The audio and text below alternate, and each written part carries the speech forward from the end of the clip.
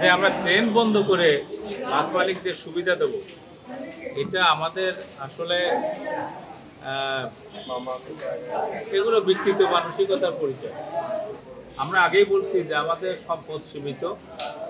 আমরা চেষ্টা করছি যে সবগুলো ব্যবস্থাই চালু রাখার জন্য। মাঝে মাঝে এই দিনগুলো একটু যান্ত্রিক কারণে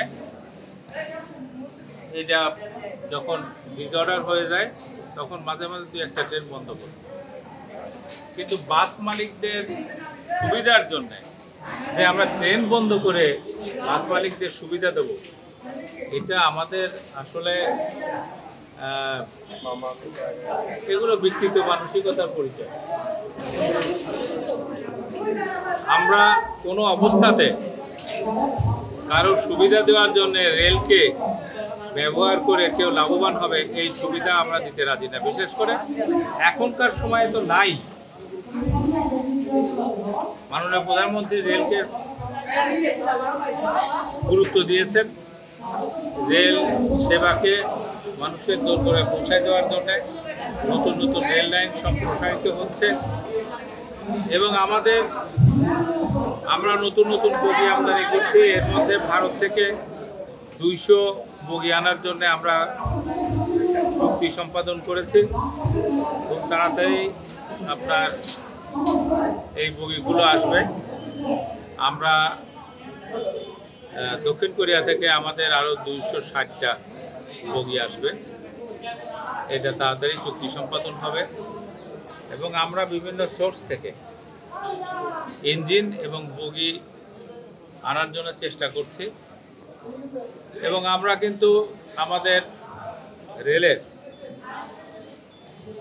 এই যে কন্টেনার সেবা এটা আমরা সম্প্রসারিত করার ব্যবস্থা নিয়েছি। আমাদের ধীরাশ্রম যেটা কন্টেনার ডিপো হচ্ছে, এটা অনেক বড় ডিপো হচ্ছে। এটা হওয়ার পর আমরা কন্টেইনার যে সার্ভিস এটা বাড়াবো। এই সব দিক দিয়েই আমরা রেলকে মাননীয় প্রধানমন্ত্রীর সহযোগিতায় আমরা এগিয়ে দেওয়ার চেষ্টা করছি। সমস্যা কিছু আছে, যেমন আমরা বুঝতে পারি না, আমরা কোরিয়া থেকে আমাদের অনেকগুলো আপনার ইঞ্জিন আসছে।